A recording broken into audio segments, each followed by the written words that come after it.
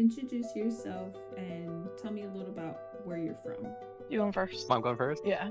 Okay. My name is Dylan Taggart. I'm 26. I'm an engineer. I work on smart watches, and my hobbies, I like traveling. I've been to a bunch of countries, hopefully many more to come. I'm Sarah Bonner. I am 24. I'm currently a nanny. I am a big crafter, love all the crafts, and cooking. I spend so much time in the kitchen. I'm from Twin Falls, Idaho. Well, Hanson, Idaho, a little suburb of Twin Falls, which is a little suburb of nowhere. Grew up on a farm, a little bit of military moves growing up, but my big dreams are to become a mom. That's the biggest one of all. I want to go to every continent. I want to beat my grandma, do it before she did it, and no, just be happy.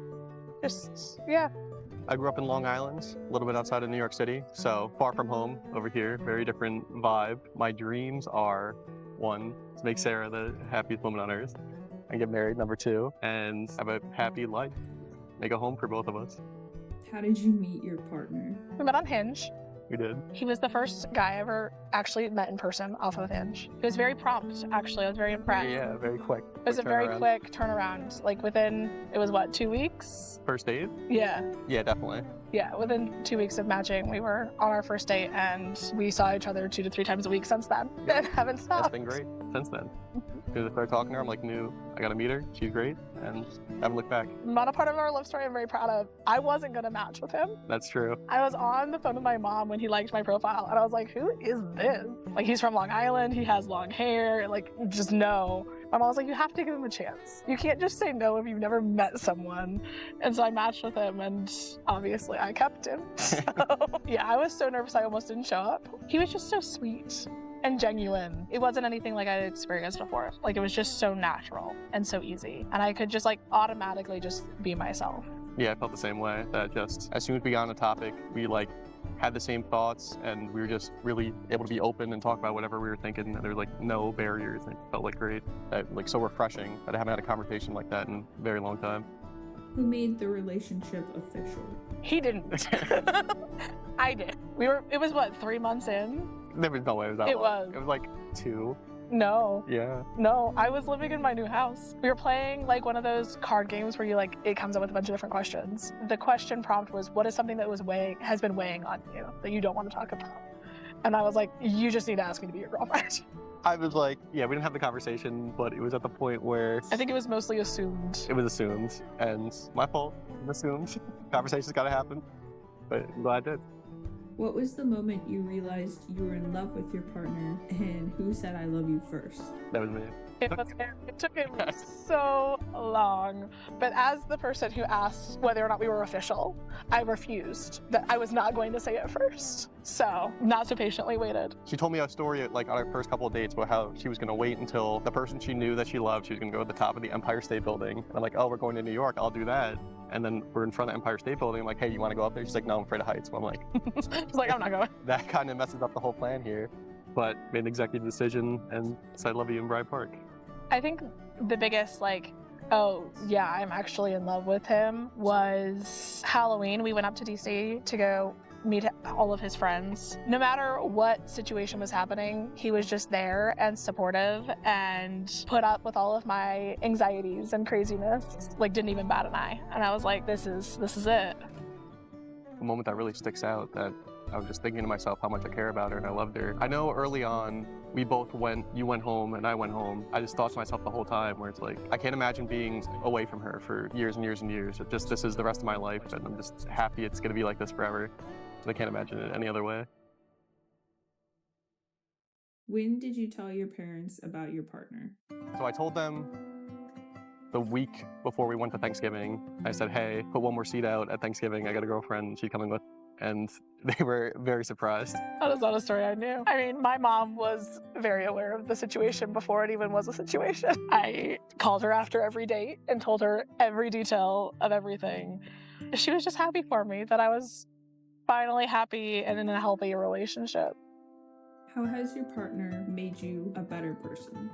Oh, I have a lot of opinions about this. You've definitely been a big part in helping me get back to church and do the things that I know I always should be doing, but just having you to be my inspiration and to guide me has just been wonderful.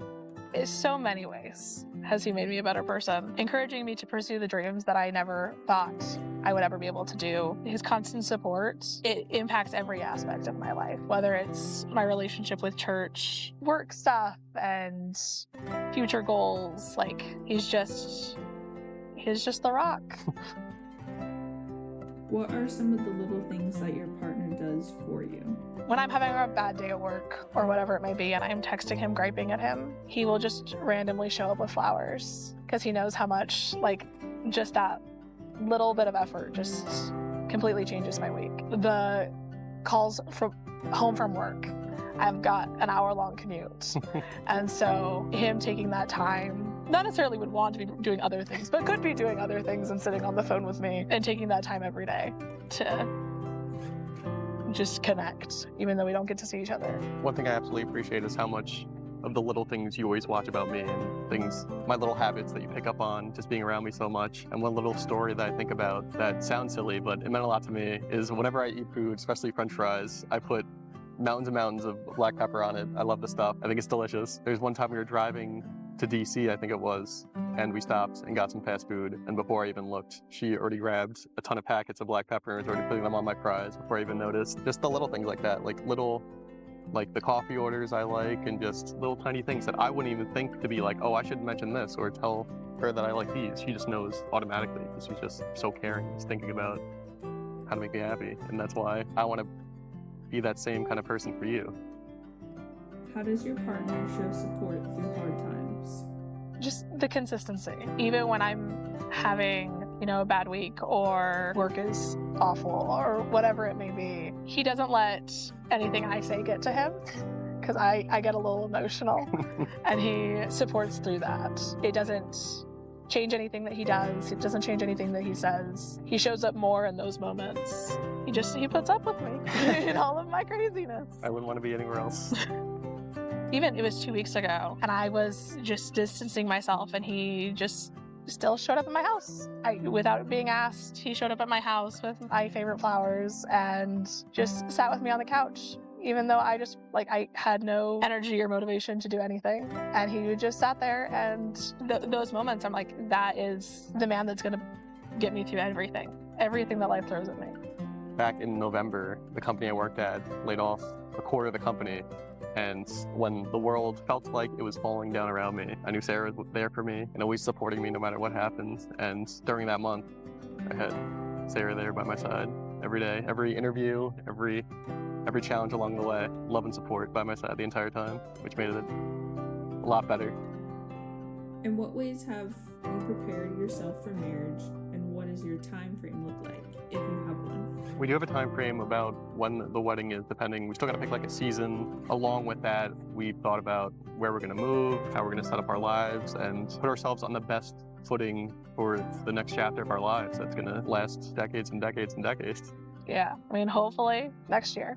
That's the goal. And on top of just like life planning, pushing ourselves into our church, growing in that aspect has been really important in the preparing for marriage. Because at the end of the day, we do want marriage that's rooted in the church. Absolutely. What would you say is your dream proposal?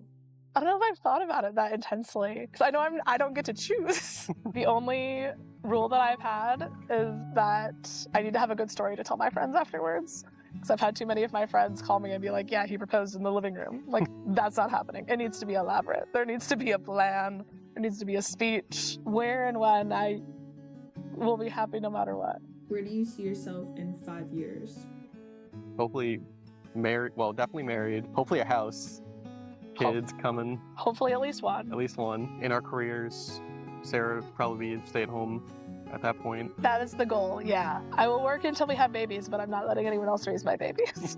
I've raised enough other people's babies, I don't want to do it anymore. Marriage, a house, babies, being able to be with him every day. Yeah, I'm definitely looking forward to that too. What's the best advice you could give to other religious couples out there? I think a really important part of it was just both of us having important conversations, understanding we both want the same thing. We both want to move in the same direction. We're both on the same team supporting each other.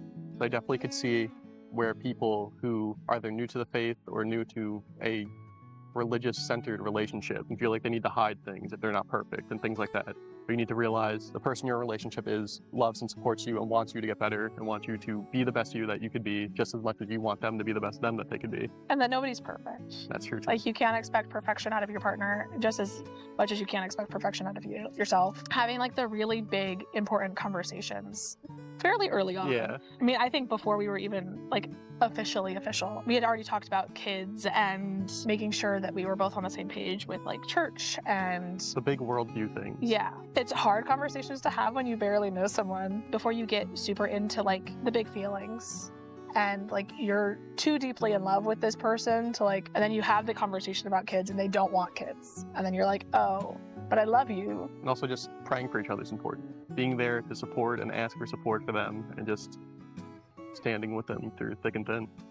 And my last question for you guys, what does love mean to you?